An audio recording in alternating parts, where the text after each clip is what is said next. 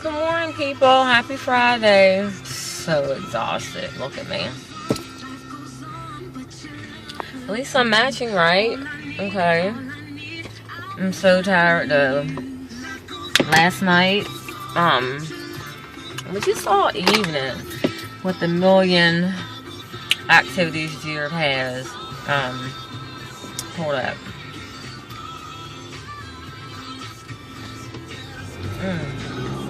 New person. Look at that. A little lip can do.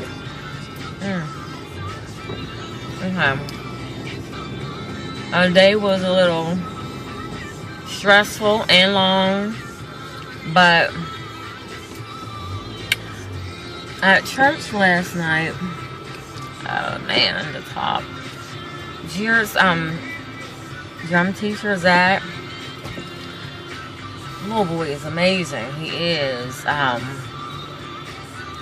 I think he said he's 19, but mature enough for even like about 25. Very sweet. The whole youth department there is relatively mature, sweet, love God, compassionate, and it was just nice seeing some of the kids last night just really fellowship together. My brain's always so discernment is just like, and they are really a bunch of good kids. And saw the pastor last night. Pastor Buck's very nice man, very, very nice man, anointed man of God. Him and his whole family. And it's so funny. I would see his daughter sometime, like in the bathroom, where I would see her just looking at me from afar, like, who's that lady? So last night, we were talking, and the more I talked to her, we just laughed and giggled, and I just said, wow, she reminded me of myself when I was her age. She's so cute and she's so girly. And I was just like, what about this? And do you do this? And da da da. And she was like, yeah, that's so funny you know that. Yeah. And I said, well, this is the first time we've ever talked since I've been coming here last year. So she was like, wow, that's pretty cool. You knew that about me. I said, well, some things is discernment, and some things is, I'm making a mess. Some things are, just self-observation. But she's so adorable. And I just learned her name. Like, Gloria is her name. Gloria, she said her brother's names. The youngest is Judah, and then the other one is Gabe. Oh, I remember. More so too because they're biblical names. But it's just as far as the order. Like the baby is praise. That's what Judah means. And then Gabe. I'm assuming it's short for Gabriel. But anyway, it was nice. Just seriously. And let me say, Zach's girlfriend, she's sweet too. She's adorable. That's how we first started talking too. In the bathroom, she was staring at me. She was like, hi, how are you? I think you're pretty. And I'm like, girl, you the one gorgeous. She's beautiful. I mean, like, beyond beautiful. She kind of like favors like Kamorlee Simmons mesh with like Cameron Diaz. Like, she's pretty. But it's just great to, that's that all over my hand. It's just great to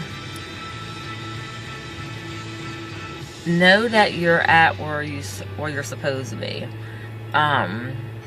It's just a really, really, I could be doing makeup. It's just really, a great feeling, And tomorrow we start our, oh gosh, I'm making a mess. Tomorrow we start our Saturday service. This is a girl pal of mine. Her name is Jamie Malachi or Jamie Malachi. Remind me so much of my sister Noreen. But it's funny because, like, we've talked a lot since I've been there. So she like, come from like not so much just a black church, but Pentecostal church, like always in church, Church of God of Christ. And so she cracks jokes at me like, "Oh gosh, I know you were so happy when you found out that we were having Saturday service because you're church all the time."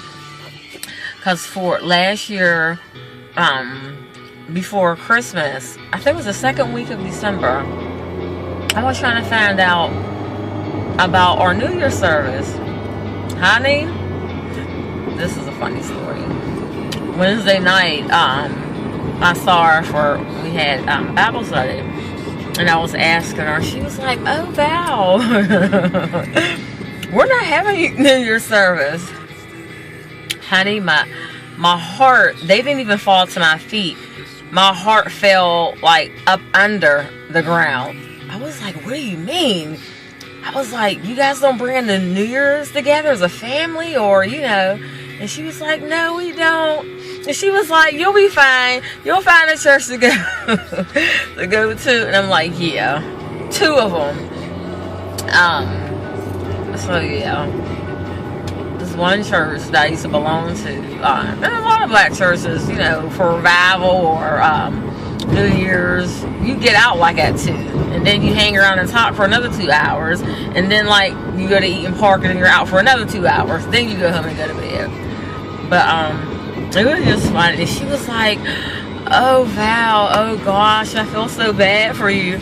I was like, "You don't have to feel bad." I said, "I am surprised that you guys don't have a New Year's service." I said, "Of course, like, in no way or fashion or format, you know, I'm in a different place, a new era, new culture. Granted, we've been to multicultural churches, but this is a Pentecostal multicultural church." I said, you know, Pastor Buck, he Caucasian, but he's anointed, fire baptized, honey. Should I park here? I don't know. So yeah, I just thought that was funny. So when I told Jared that we were going to Saturday service, he's like, "What?" I said, "I know, right?" I said, "Now, of course, Pastor Buck is, you know, he's trying to make the doors open and available for people with different schedules and blah, blah, blah."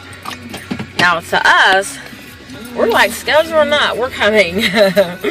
We're coming Wednesday, we're coming Saturday, we're coming Sunday. So it's not about like, and granted, everybody has a different schedule, I get that, but you make time for things that are important to you. You know, yours like, "Mom, church Saturday." You know, so unless he has a baseball game, that's what it will be. And way to go, Pastor Buck. Oh, Pastor Amy too, because you need that woman's touch, honey. Like, to push her man, like, "Baby, yeah. You know, even if he's wrong, it's like, okay. But in your mind, you're like, "God, show him that he is doing something wrong." But anyway, I love them. I really do. I just love the ministry as a whole, like I do. I really, really do. And this one kid I was telling you about, I think I did a video about him. Maybe it was February of this year. When I dressed down, I guess to the people I look so much younger. And you know, Jared would sometimes be around me and like leaning on me like this, and that's what some of the other kids do in youth group. And I just assumed, well, not I just assumed, he assumed that I was a part of the youth, you know. And he had said something to me. I forgot what it was. It wasn't disrespectful, but it was like in a dating type talk. And Jared was like, "That's my mom." And he was like, "No, it's not." I said, "Baby, thank you, but I'm 41. He was like, "Nuh-uh." And I'm like, "Yeah." He was like, "Nuh-uh, Jared, that's not your mom, honey." Ever since then, every time Jared sees this kid, I'm not going to say his name, but every time he sees him, he's like, "Just say hi to my mom and keep walking." And even when I see the kid, that's just so funny. But I see, it made me think of teachers, like, who realize that a student may have a crush on them or something like that, and they'll take advantage, and, so I'll say hi to him and things like that, but I totally stay away, because I can tell he has like a little crush on me or whatever. So I'm like, I'd be like, how's your mom? Yeah, it's crazy. But anyway, yeah, so I said all that to say, my church rocks, like Grace Life.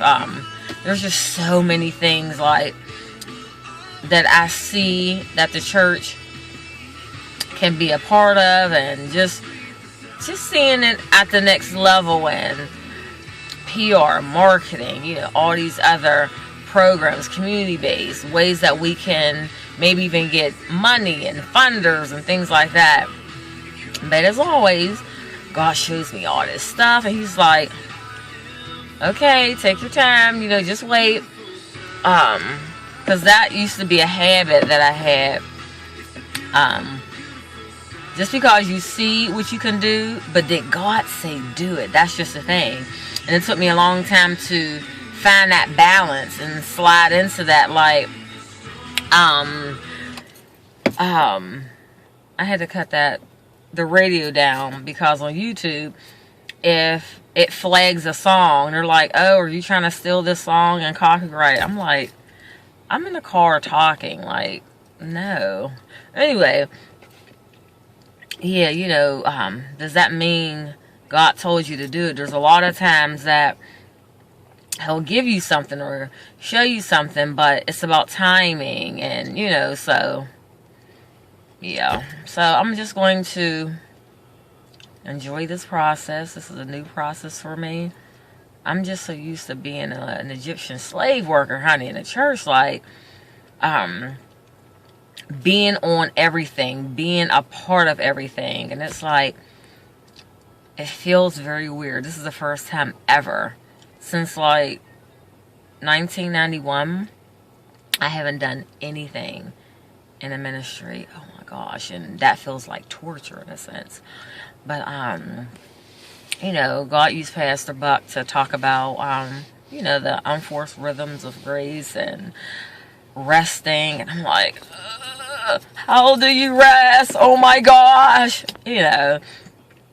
So, just having a passion to want to do for his church and the people. And, I believe when people know better, they do better. And it's just like, don't do this, and this is how you can do it, and blah, blah, blah. And even, some of the things I see, at my church, I'm like, okay, even as far as like the youth ministry and things like that, I've been doing that as well, other ministries. So, like, when, I had it wasn't a complaint, but I had a conversation with the youth pastor, and I just was like, okay, this is why Jared's not participating, and, like, just gave him examples why. Like, if you give me something like this, and it's just parents, we want information, those who want it, great. Those who don't want it, great. But just make it available for the people. I see, like, clipboards downstairs and things like that. And I look at them and I'm like, okay. It looks like a sign-in sheet, Just like, it's to sign up for a camp or something else he was saying. And I just looked at him. I said, mommy's an orders and operations person. That's what I do and have done in jobs, naturally and spiritually with churches, being a church consultant, things like that. I said, okay, so you're signing your name for what? He said, like, I didn't sign it. I said, and why didn't you sign it? He said, because I don't know what I'm signing it for. I said, did they tell you what you're signing it for? Yes, but does it say it on paper where you're signing? I said, don't sign your life away. So I trained my son too, like, just because we're in church, and I've taught, and it's nothing against the church where I'm at now because we love it. But as I grow and learn, I help him grow and learn as well. And he's learned this since he was like 5 years old. I'll give him a paper and say, sign this, Jared. He's like, well, what am I signing it for? And I'll say, read it. And he'll read it. He'll say, it still doesn't say what I'm signing it for. I said, thank you. Now, keep that same mindset throughout life. School, work, church. It doesn't matter. You know, so, yeah. But certain people who don't have that mindset, or if they're not parents, they don't know. You know, the thing that Franklin Regional, what if something like that happened, you know, if they was on a field trip or something? It's like, okay, how are you going to contact the parents? You know, because everybody just said, come on, we all go to church together. Come on, do you have contact info? Like, okay, do you know if somebody's asthmatic or... And if you have that in place, great. But as a parent, I need to see that. You know what I mean? So, orders and operations is how businesses, churches, organizations, families, life, that's how things determine their success or failure. Being organized. God's a God of excellence. He does things decently in order. But that's just the spirit of the apostle coming out of me. You know, setting up shop. But anyway, this started as a exciting video to, now I'm talking about church and operations. But okay. But I love my church. I love my church family. Everyone here is so amazing. It is. Love Pastor Buck. Pastor Buck, you're awesome. God is going to use you like never before. Not just are you going to be a light on the hill, like Brady said, but you are going to be one of the focal points for the city of Pittsburgh. People are going to be not just coming to you, flocking to you. It's going to be like a spiritual hub for education, for spiritual enrichment, enlightenment, spiritual training. So I decree and declare God showed me that. So, okay. And when God shows us visions, for those visions to come to pass, people have to be in place. We have to be in place. Our hearts have to be in the right alignment. So, we do what we're supposed to do. Of course, God will definitely do what He said He's going to do. So, alrighty. I'm done being churchy, people of God, and I'm just playing. But I just feel good. It's Friday, too. Like, are you serious? Like, instead of leaving at 3, I'm leaving at 1 o'clock today. Glory be to God. I'm exhausted. I have a paper to do. Jira has a school dance tonight. I have homework. I have to go see and hang out with my mama. What else? Baseball practice tomorrow. Jared's Journey, his junior medical program tomorrow. And then church tomorrow. Okay. Alright, God bless you guys. Have a good day. Bye-bye. Thanks for watching.